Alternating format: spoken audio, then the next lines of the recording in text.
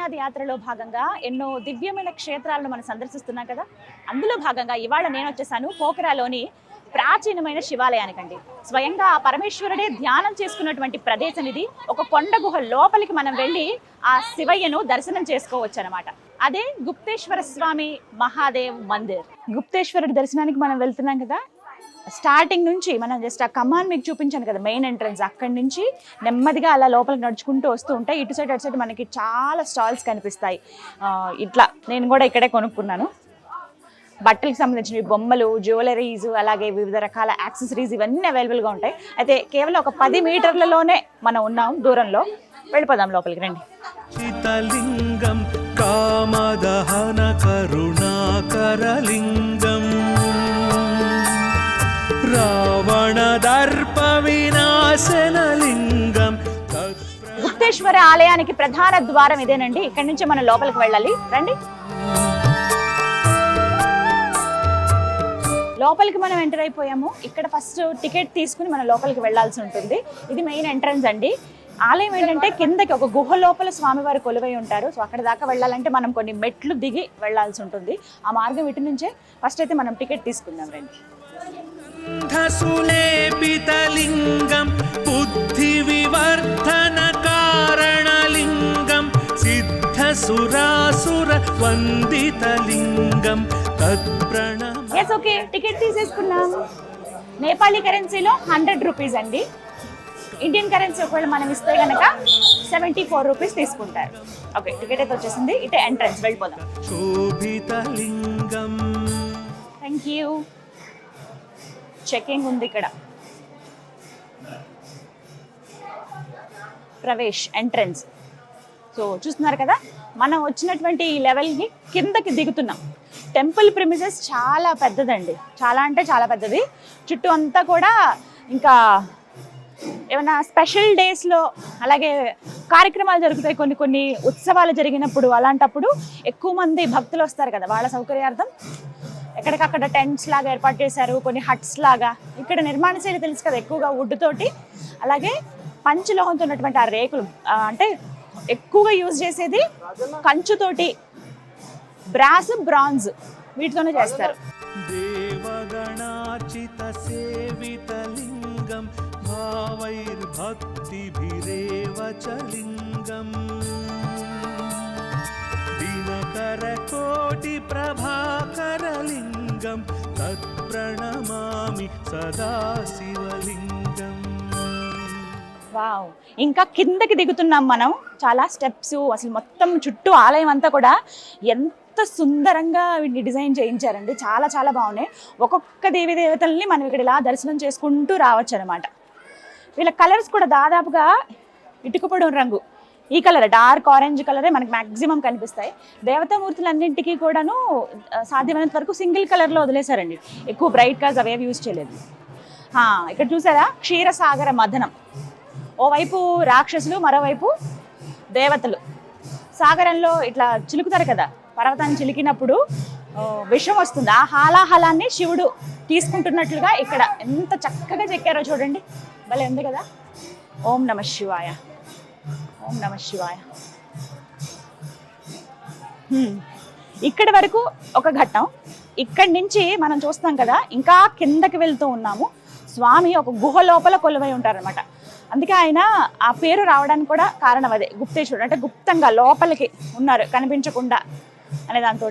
ఇంకా ఒక గాథ కూడా చెప్తారు వీటికి సంబంధించి. పురాణంలో కూడా ఒక కథను ఉంది, అది కూడా వివరిస్తాను.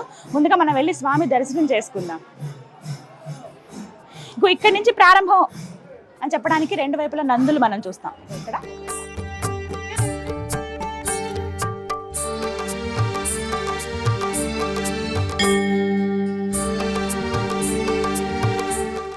ఇక్కడ వరకు ఒక దారండి, చెప్పాను కదా మెయిన్ అని. లోపలికి వెళ్ళి దర్శనం చేసుకుని వచ్చేది ఇటువైపు నుంచే. ఇక్కడ నుంచి రూట్ డివైడ్ అయిపోతుంది. ఎంట్రన్స్ ఇటు, ఎగ్జిట్ కూడా ఇటువైపు నుంచి ఇలా పైకి వెళ్ళాలన్నమాట. సరే, మనం ఇంకా వెళ్దాం లోపలికి. జన్మజ దుఃఖ వినాశకలింగం. ఇక్కడ నుంచి గుహ అండి. ఈ గుహ లోపలే స్వామివారి కొలువై ఉన్నది. ఇంకా కిందకి దిగుతున్నాం మనం. చితలింగం కామదహన కరుణాకరలింగం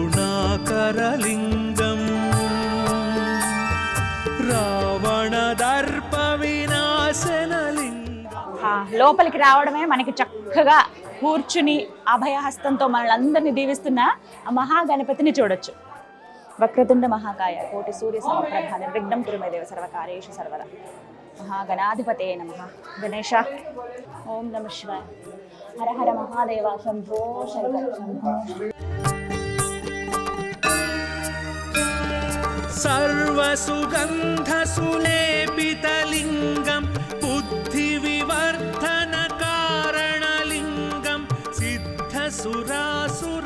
గణపతి దర్శనం తర్వాత మనం ఇక్కడ కౌ షెడ్ అంటే గోశాల అని రాసి ఉంటుందండి. ప్రత్యేకించి ఇక్కడ కామధేనువుని మనం దర్శించుకోవచ్చు. ఇక్కడి నుంచి బాగా కిందకి దిగాల్సి ఉంటుంది అనమాట. భూషితలింగం ఫణిపతివేష్టిత శోభితలింగం దక్షసుయజ్ఞ వినాశనలింగం. ఆ స్వామి ఎంత లోపలికి ఎంత దిగువ భాగంలో కొలువై ఉన్నాడో చూడండి.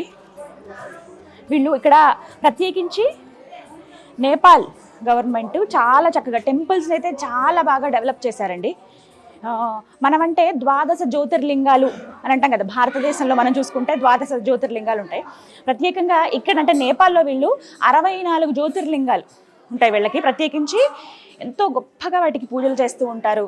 ఉత్సవాలు జరుగుతూ ఉంటాయి, కార్యక్రమాలు అవి జరుగుతూ ఉంటాయి. అందులో భాగంగా నేపాల్ ప్రజలు బాగా నమ్మేటువంటి గుప్తేశ్వర స్వామి దర్శనానికి మనం వెళుతున్నాం ఇప్పుడు. దేవగణార్చిత సేవితలింగం భావైర్భక్తిభిరేవ చ లింగం.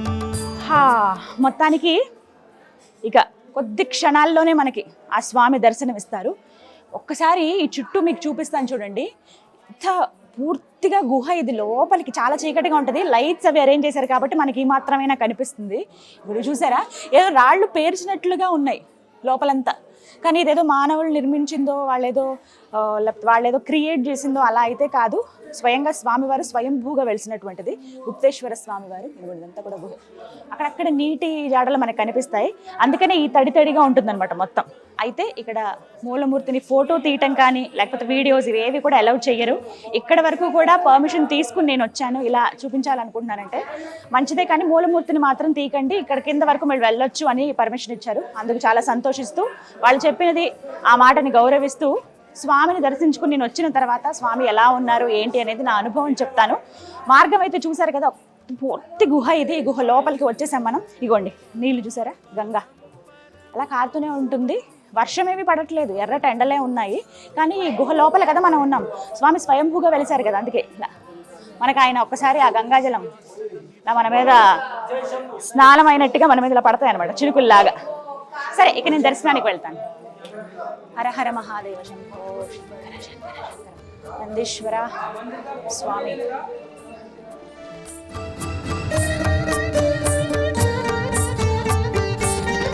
కుంకుమ చందనలేపితలింగం పంకజహార సుశోభితలింగం సంచిత పాప వినాశనలింగం తత్ప్రణమామి సదా శివలింగం.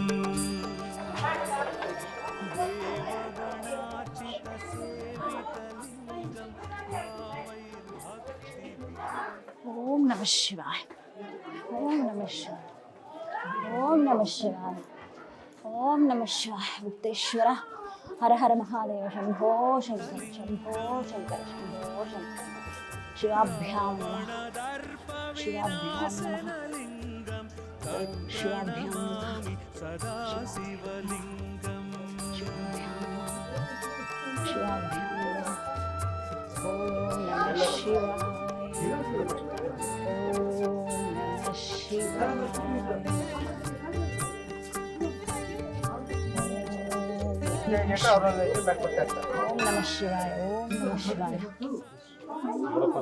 నీరు ఎక్కడికక్కడ ఊరుతోంది, ఎక్కడికక్కడ ఈ గుహల లోపల నుంచి చిన్న చిన్న చుక్క వస్తుందండి. అందుకే ఇదంతా కూడా చెమ్మగా అయిపోయింది, తడిగా. శంభో శంకర శంభో శంకర. అభ్యాం నమః. ఇంత పెద్ద గుహ. ఇంకా కిందికి వచ్చాం మనం. స్వామి కొలువై ఉన్నటువంటి ఆ గుహ లోపల నుంచి ఇంకా గుహ ఉంది. ఆ కిందకి మనం వెళ్తున్నాం ఇప్పుడు. तक्षसुयज्ञविनाशनलिङ्गं तत्प्रणमामि सदा शिवलिङ्गम्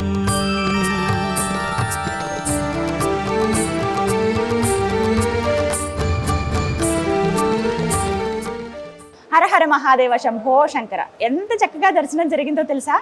స్వామిని అలా చూస్తుంటే విచిత్రంగా అనిపించింది, ఏదో ఒక దివ్యమైన అనుభూతి, మాటల్లో మనం చెప్పలేని అనుభూతి కలిగింది నాకు. ఇంత ఎత్తున ఉన్నారు ఆయన.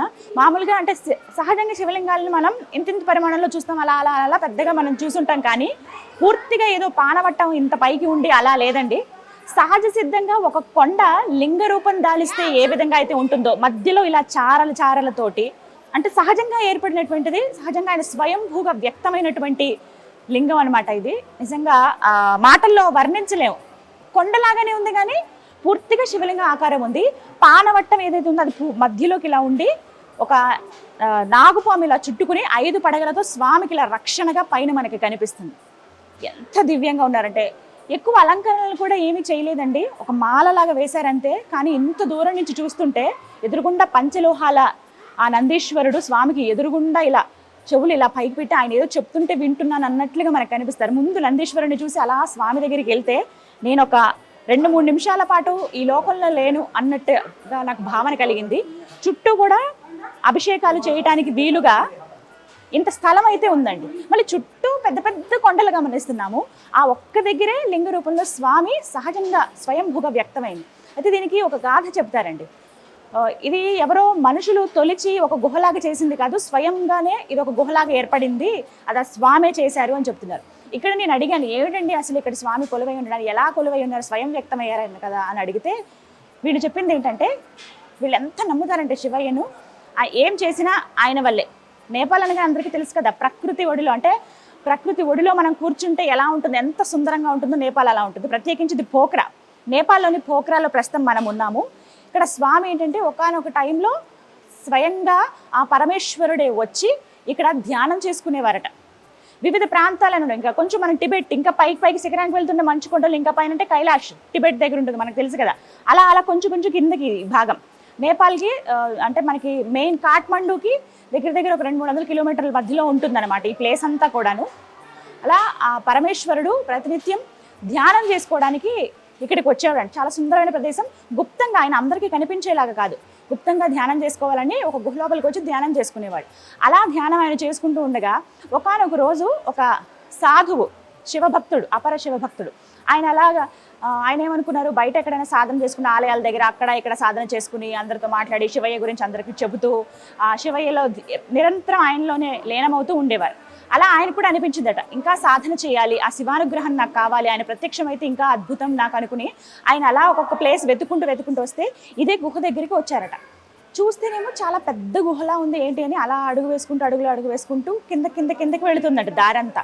అలా కిందకి వెళ్ళారు. ఇంకా కొంచెం కిందకి వెళ్తే ఎంత కిందకి వెళ్ళినా ఇప్పుడంటే ఇలా మెట్లలాగా ఏర్పాటు చేశారు, కానీ ఇంతకుముందు మొత్తం ఇగోండి ఇలాగే ఈ గుట్టల్లాగా ఇలాగే ఉండేదంట. అలానే కిందకి వెళ్ళిపోతే దూరంగా ఎక్కడో ఇట్లా పొగలు వస్తున్నట్లుగా పూర్తిగా ఉండి ఎవరో ఒక మనిషి కూర్చుని ధ్యానం చేసుకుంటున్నట్లుగా, ఉచ్ఛ్వాస నిశ్వాసాలు అంటే ఊపిరి తీసుకుంటున్నారు వదులుతున్నారు అన్నట్లుగా కనిపించింది. ఎవరున్నారు ఇక్కడ, ఇదేంటి ఇంత గుహలో ఎవరున్నారని ఆయన అడుగు వేసుకుంటూ కొంచెం అలా ముందుకు వెళితే పూర్తిగా అసలు దూరం నుంచి చూస్తే ఎవరో మనిషి కూర్చున్నట్టుంది, దగ్గరికి వెళ్ళి చూస్తే లింగాకారం కనిపించిందట. ఇక అంతే, ఆ సాధువు నిజంగా నా జన్మ ధన్యమైంది స్వామి, ఇది నీ రూపమే అని చెప్పి ఆయనతో ప్రణమిల్లి నమస్కారం చేసి ఇదే నీ దర్శన భాగ్యం అని నేను భావిస్తానయ్యా అని చెప్పి ఆయనకి కనిపించకుండా దర్శనమిచ్చినట్టు అనమాట. అందుకే చెప్తారు ఖచ్చితంగా ఆ శివయ్య ఇక్కడ కొలువై ఉన్నాడు, గుప్తేశ్వరుడిగా ఇక్కడ కొలువై ఉన్నాడు. అప్పటి నుంచి పూజలు అందుకోవడం ప్రారంభమైంది, అప్పటి నుంచి పూజలు చేస్తూ ఉన్నారనమాట. అలాగా ఆ సాధువు వల్ల తెలిసింది, లేకపోతే అసలు ఎప్పటి నుంచో ఉన్న గుహ అనమాట ఇది. అలా అప్పటి నుంచి పూజలు చేయడం అవి స్టార్ట్ చేశారు. ఆ తర్వాత అక్కడి నుంచి ఇంకా అద్భుతంగా ఉంటుంది. మనం ఇంకా కిందకు వస్తే ఇక్కడ ఒక సహజంగా వాటర్ ఫాల్స్ ఉంటాయి, అవన్నీ మనం ఇంకా వేరే దగ్గర ఇంకా కొంచెం ముందుకు వెళ్తే చూడొచ్చు. స్వామి అలా కొలువయ్యారనమాట. అందుకే ఇప్పటికీ నమ్ముతారండి నేపాల్ ప్రజలు, స్వామి అక్కడ ఉన్నారు, మనం వెళ్ళి ఏదైనా ఒక కోరిక కోరుకుంటే ఖచ్చితంగా నెరవేరుతుంది. నేపాల్ కనుక వస్తే పోఖ్రాలోని ఈ గుప్తేశ్వర స్వామి ఆలయాన్ని తప్పకుండా మీరు దర్శించండి. ఆ స్వామి కృపకు పాత్రలు అవ్వండి. చాలా సుందరంగా ఉంటుంది ఆలయం. అంటే ప్రకృతిలో ఉన్నటువంటి సహజ సిద్ధంగా ఏర్పడినటువంటి ఆలయాలు ఎలా ఉంటాయి అలా చూస్తామన్నమాట.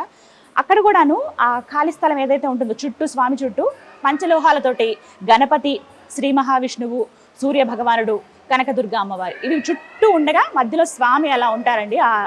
ఆదిశేషాల పైన సుబ్రహ్మణ్య స్వామి అంటే నాగుపాము ఇలా పడగ విప్పి స్వామికి రక్షణగా కనపడుతుంది లింగం పానవట్టం పైన.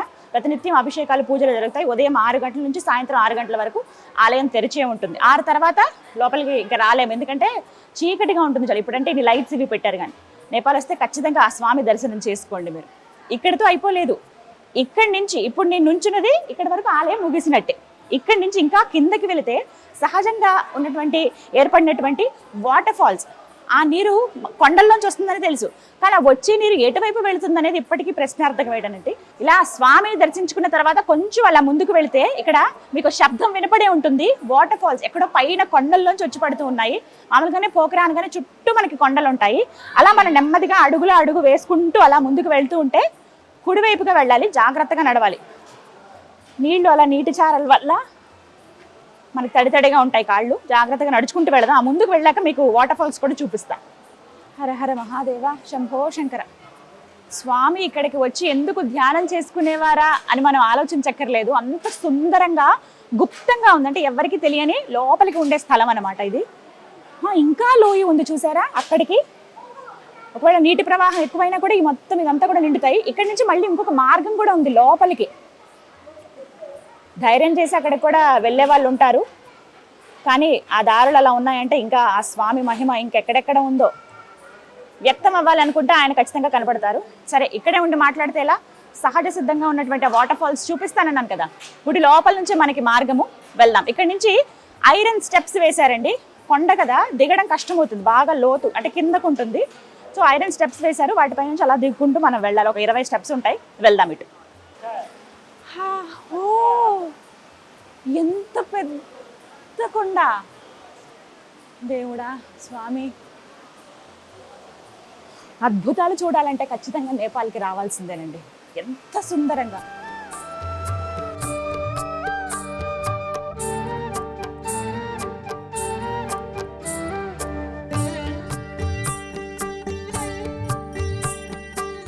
అలా మెట్లు దిగి మనం కింద దాకా వచ్చామండి. ఇక్కడి నుంచే చూడొచ్చు. ఇక్కడి నుంచి మళ్ళీ ఇంకా ఎంట్రన్స్ అటువైపు లేదు, ఎందుకంటే కొంచెం బాగా లోతుంది, కొండలు గుట్టలు కొంచెం ఎగుడు దిగుడుగా ఉన్నాయి. అందుకే ఇక్కడ వరకే అలౌ చేస్తున్నారనమాట. గ్రిల్స్ లాగా వేసేసారు కంప్లీట్గా. ఇక్కడ నుంచి దిగి కొంచెం ముందుకు వెళ్ళి సహజంగా కొండల మధ్యలోంచి వస్తున్నటువంటి ఆ నీటిని మనం చూడొచ్చు. అక్కడ చూసారా ఎంత పైనుంచి వస్తున్నాయో నీళ్లు. మహాదేవా,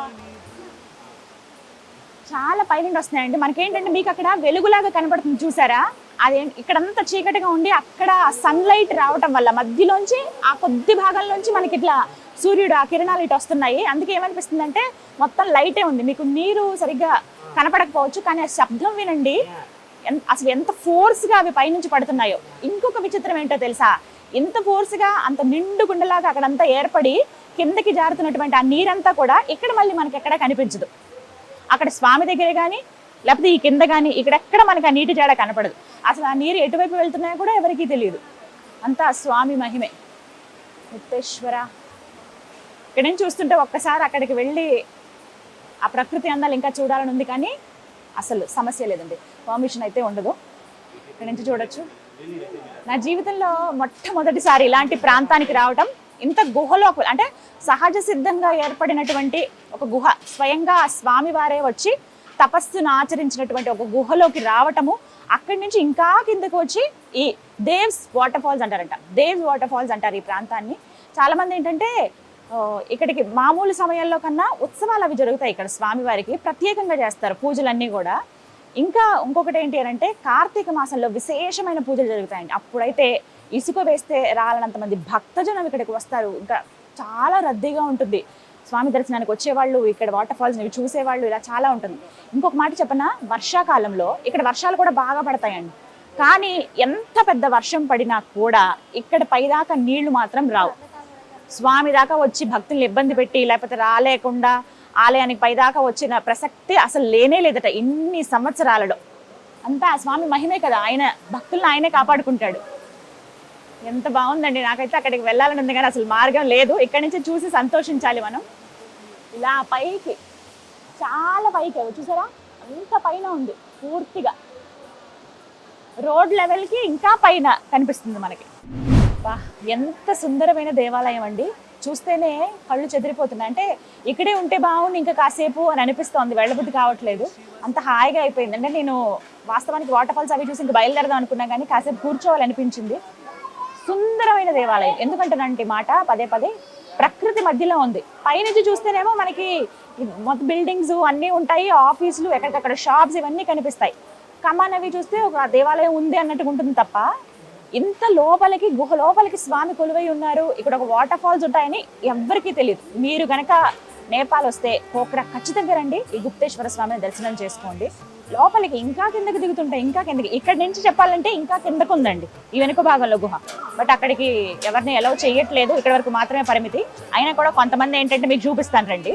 ఇలా ఈ మార్గం నుంచి కొంచెం సాహసం చేసి దిగుతారు కొంతమంది భక్తులు. దిగి ఇక్కడ బాగా నమ్మకం ఏంటంటే మీకు అక్కడక్కడ గమనించి ఉండొచ్చు, రాయి మీద రాయి, రాయి మీద రాయి ఇలా పేర్చారు. ఏమిటంటే ఏదైనా మనసులో గట్టిగా ఒక కోరిక అనుకుని ఈ కొండ ప్రాంతాలు అంటే ఈ గుహ లోపల దొరికేటువంటి చిన్న చిన్న రాళ్ళు తీసుకొచ్చి ఒక అంటే ఇల్లు కట్టినట్లుగా ఒక ఇలా పైకి ఇలా పేర్చుతారనమాట. దగ్గర దగ్గర 5 రాళ్ళు 7 రాళ్ళు ఇలా పేరిస్తే ఒక కోరిక చెప్పుకుని స్వామి ముందు ఉంచితే గనక మళ్ళీ ఈసారికి వచ్చేటప్పటికి ఆ కోరిక ఖచ్చితంగా నెరవేరుతుంది అనేది ఒక నమ్మకం అనమాట. ఇలా చాలా మంది అలా రాళ్ళు పేర్చినట్లుగా మనకు కనబడుతుంది చూసారా, అక్కడ దాకా వెళ్ళి కూడా రాళ్ళు పేర్చారు.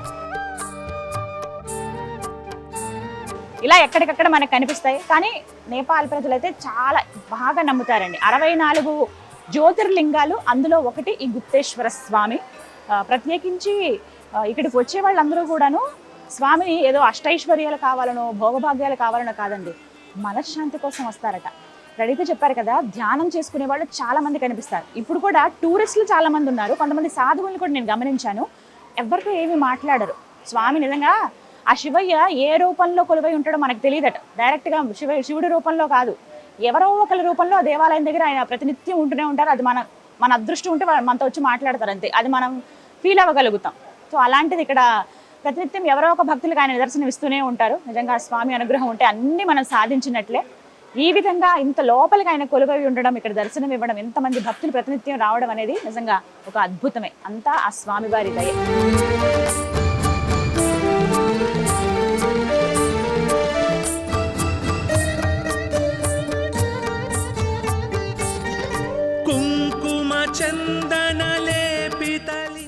ఇక ఇక్కడే ఉన్నామండి, ఎంతసేపు అయినా ఉండాలనిపిస్తుంది. పూర్తిగా ఇంకా ఇదే మార్గం ద్వారా మనం పైకి ఎక్కి మళ్ళీ ఏదైతే మీకు ఎంట్రన్స్ అలాగే ఎగ్జిట్ అని చూపించని చూసారా, అలా మళ్ళీ పైకి వెళ్ళిపోవచ్చు. పదండి అలా బయటికి వెళ్దాం. ఇంకా దేవగణార్చిత సేవితలింగం భావైర్భక్తిభిరేవ చ లింగం. ఎంత సుందరమైన దేవాలయం అండి. ఆ శివయ్యను ఈ రూపంలో చూడడం అంటే సహజ సిద్ధంగా కొండల మధ్యలో ఏర్పడిన శివయ్య అలా చూడడం అనేది నా జీవితంలో మొట్టమొదటిసారి. ప్రతి ఒక్కరూ ఖచ్చితంగా వాళ్ళ జీవితంలో ఒక్కసారైనా దర్శించుకోవాల్సినటువంటి క్షేత్రం ఏదైనా ఉంది అని అంటే అది ఖచ్చితంగా ఈ గుప్తేశ్వరుడే. ఇప్పటికీ ఆయన అలా కూర్చుని ధ్యానం చేస్తున్నారేమో అన్న భావన కలిగింది నాకు ఆ లింగ రూపాన్ని చూడగానే. మళ్ళీ కాసేపు చూద్దాం, ఇంకా చూద్దాం చాలాసేపు గడిపాను. చివరిగా ఒక్కసారి ఆయనకి దండం పెట్టుకుని ఆ గుహ లోపలికి ఇంకా వెళితే ఆ వాటర్ ఫాల్స్ అవి చూసి కాసేపు ధ్యానం చేసుకుని అలా బయటికి వచ్చాము. వెళ్ళబుద్ధి కాదు ఇక్కడికి వస్తే, కానీ ఇంకా చాలా ప్లేసెస్ ఉంటాయి నేపాల్లో మనం చూడడానికి. అవన్నీ కూడా నేను మీకు చూపిస్తాను. ఎన్నో దేవాలయాలు ప్రకృతి మధ్యలో, చుట్టూ కొండలే ఉంటాయి, కొండల మధ్యలో దిగి మనం వెళ్ళాలి. ఒక డిఫరెంట్ ఎక్స్పీరియన్స్ అనమాట. ఆ స్వామి కృప అందరిపైన ఉండాలని మనస్ఫూర్తిగా కోరుకుంటూ మీరు కనుక నేపాల్ వస్తే పోఖ్రా రండి. పోఖ్రాలో ఈ దేవాలయాన్ని, గుప్తేశ్వర స్వామిని ఖచ్చితంగా దర్శనం చేసుకోండి. ఇది వాళ్ళ వీడియో. హర హర మహాదేవ శంభో శంకర్.